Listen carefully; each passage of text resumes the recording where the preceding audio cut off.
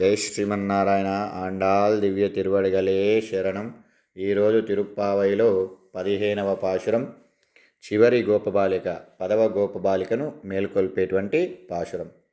ఎల్లే ఇలెం కిలియే ఇన్నుం ఒరుంగుదియో షిల్ என்று அறை என்மின் நங்கை மேர் போதுருகின்றென்று வல்லே உன் கட்டுர்களை பாண்டேயுன் வாயுரிதம் வல்லிர்கள் நீங்களே நானே தானாயுடகா ஒல்லே நீ போதாய் உன்னக்கென்ன வேருடையை எல்லாரும் போந்தாரோ போந்தார் போந்தோ எண்ணிக்கோள் வல்லானை கொன்றானை மாத்தாரை மத்தரிக்க வல்லானை மாயனை பாடா ఏలోరింబావాయ్.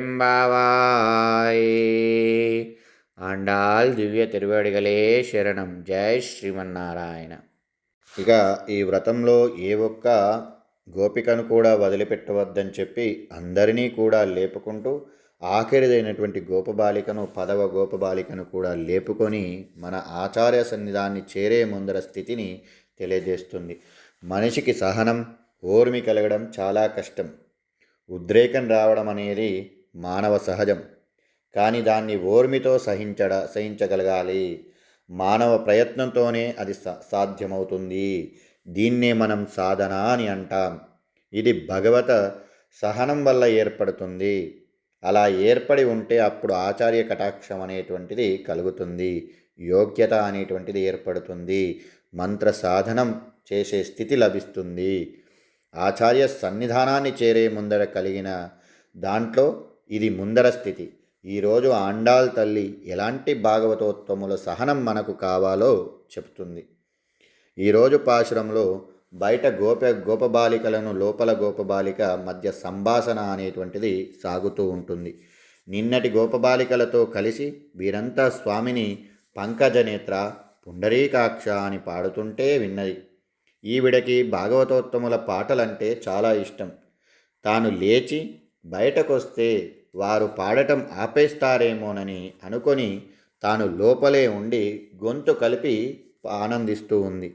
అంతలోనే వాళ్ళంతా అక్కడికి చేరగానే లోపల గోపబాలిక మెలకువతోనే ఉండి తమ దగ్గరకు రాలేదని కోపంతో, ఎల్లే ఏమే ఇలంకిలియే లేత చిలుక ఇన్నుం బురంగుదియే ఇంకా నిద్రపోతూనే ఉన్నావా?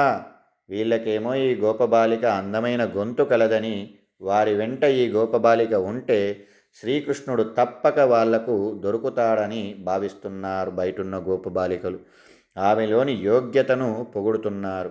కానీ లోపలున్నటువంటి గోపబాలికకు నేను మిమ్మల్ని అంత ఎడబాసిన బాధతో నేనుండగా నన్ను పొగడటం సరికాదని అంటుంది.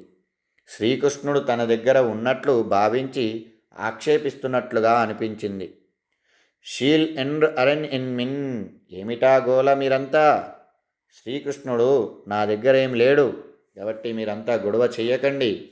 నంగై మీర్ ఏమి పరిపూర్ణులు, మీరే పరిపూర్ణులు. పోదొరిగిండ్రెండ్రు వస్తున్నామని అంది. వస్తున్నా ఆగండి అంది. బయట నుండి వాళ్ళు వల్లే మహా సమర్థురాలివి నీవు. ఉన్ కట్టుర్ఘల్ నీ నోటి దురుసుతనం మాకు తెలుసు. నీ నోటి దురుసుతనం అనేటువంటిది మాకు తెలుసులే. పాండేయున్ వాయురిధం ఎప్పటి నుండో మాకు నీ సంగతి తెలుసులే అని అన్నారు. అంతలో లోపల గోపబాలిక వల్లిర్ఘల్ నింగలే మీరే సమర్థులు, పోని మరి నేను కాదు. నన్నా సమర్థురాలని అంటున్నారు. అసలే నేను శ్రీకృష్ణుని ఎడబాటు చేత బాధతో నేనున్నాను. మీరేమంతా కలిసి శ్రీకృష్ణుని దర్శనం వెళ్ళడానికి సిద్ధంగా ఉన్నారు. నాన్తాన్ ఆయడగా రాకపోవడం నాదే తప్పులే అని ఓర్మితో అంటుంది. కానీ బయట నుండి ఒల్లేని పోదాయ్ ఏమిరా మరి ఇంకా ఉన్నక్కే వేరుడయ్యా మరి తప్పు ఒప్పుకున్నావు కదా, నీకేం వేరే అనుభవం? మరొకసారి ఎత్తి పొడవచారు. లోపల గోపబాలికలు పరీక్షించటానికి ఆమె లోపల నుండి ఎల్లారం పోందారో, అంతా వచ్చారా అంది. బయట ఉండి వీళ్ళు పోంధార్, అందరూ వచ్చారు, నీవు రావమ్మా, నీవు బయటికి రాని దర్శనం మాకు నీతో కలిగేటువంటి దర్శనానుభవం మాకు కావాలి, నీవు కూడా మా గోష్ఠిలో చేరాలి. పోందు ఎన్నికోల్, ఏం చేద్దాం అందరం, మరి అందరం కలిసిపోయి ఏం చేద్దాం అక్కడ అడిగింది లోపగోపాలిక.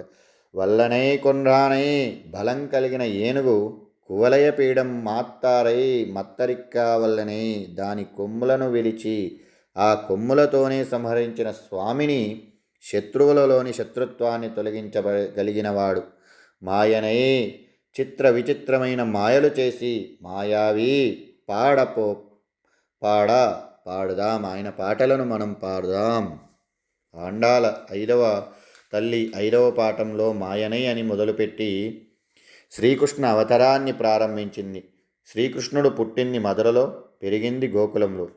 అక్కడ ఎన్నెన్నో ఆశ్చర్యకరమైనటువంటి పనులు చేసి మళ్ళీ మధురా నగరానికి తిరిగి వచ్చి కంస సంహారం చేశాడు. మధురా నగరం నుండి బయలుదేరి మళ్ళీ తిరిగి అక్కడికే వచ్చే వరకు ఉంది ఆయన మాయ. పుట్టగానే రాత్రికి రాత్రి యమునా నది దాటి అవల గోకులానికి బయలుదేరాడు. అక్కడికి పంపిన పూతన శకటాసురుడు, అశ్వాసురుడు, బకాసురుణ్ణి సంహరించాడు. తన కళ్యాణ గుణగణాలను ఏ గణాలతో అక్కడి వారిని పిచ్చెక్కించింది. అక్కడి నుండి తిరిగి మధురకు వచ్చి కువలయ పీడాన్ని, చారుణాముష్టికులను చంపి, కంసుణ్ణి చంపి బందీగా ఉన్న ఉగ్రసేనుని రాజుగా చేసి మధురా నగరానికి పట్టిన దారిద్రాన్ని తొలగించాడు. ఇది భగవంతుడు చేసేటువంటి శ్రేష్ట. ఈరోజు 10వ గోపబాలికను లేపుతూ మనకు ఒక 10 రకాల జ్ఞానాలను, వారి జ్ఞాన దశలను పరిచయం చేసింది మన ఆండాల్ తల్లి. అలాంటి యోగ్యత కలిగిన మహనీయులని మనం చేరి ఉండాలి, వారి దర్శించుకుంటూ ఉండాలి అని ఆదేశించిన మార్గంలో మనం ప్రయాణిస్తున్నాం. నిన్నటి గోపబాలికను లేపుతూ మీరు పాడిన పాటలు కాస్త మెలకువతోనే విని తాను పాడుతూ లేచి రాలేరు. ఈనాటి గోపిక ఇన్ని ఉండి మేల్కొని తాము వచ్చాక కూడా రాకపోయేసరికి బయట వారికి బాధ కలిగింది. కృష్ణానుభవంలో ఉన్నదనుకున్నారు, పొంగిపోయారు, స్తుతిస్తున్నారు, రమ్మని పిలుస్తున్నారు. అయితే ఆమె కృష్ణానుభవంలో లేదు. కానీ వారి పాట విని పరవశించిపోతుంది. వారు అపార్థం చేసుకొని ఆక్షేపించేటట్టు తనను పొగుడుతున్నారని తలచి సమాధానాలిస్తూ, ఇద్దరి మాటలు మంచివే, మనసున భావాలు సరిగ్గా లేక అపార్థాలు చేసుకుంటారు. భక్తులతో చేరినప్పుడు భగవానుడే అడ్డు తొలగితే బాధపడతారు. మాటల తీవ్రత ఆరంభమైన ఓర్మితో ఇరువురూ సర్దుకుంటారు. కృష్ణ ప్రేమ మాతృత్వాన్ని తెలిపే నామాలు ఇరువురూ కీర్తించి ముందుకు సాగుతారు. ఈ దోషాలను నిరపించేసి నిత్యానుసంధమైన తను చూపే సర్వేశ్వరుణ్ణి శ్రీకృష్ణుడు మాయావియే. భక్తుల ప్రేమ లభిస్తే ఇవన్నీ పాడక ఉంటామా? పదండి, ముందుకు పదండి అన్న రీతిలో సాగుతున్నది మన ఆండాల్ తల్లి. తిరుప్పావై మనకు ముందుగా సాగగలిగితే అది మన శ్రేయస్సు నిలవబడడానికి మనం భగవంతుని ప్రార్థించాలి తప్ప లోకంలో భక్తులను దూరం చేసుకోకూడదు. తిరుప్పావై మనకు అదే నిరూపణ చేసింది. 10 మంది గోపికలను లేపి 10 పాటలే తిరుప్పావై అంటారు. ఇక ఈ నమ్మకం గట్టిపడడానికి మిగతా పాటలు ఉంటాయి. రేపటి నుండి భగవంతుని సన్నిధికి వెళ్తున్నాం, మరి ఎలా ఉండాలి, ఏం చెయ్యాలి అనేటువంటి పాటల రూపకంగా పాడి భగవద్ దర్శనాన్ని పొందగలుగుతారు. జై శ్రీమన్నారాయణ. ఆండాల్ దివ్య తిరువడిగలే శరణం.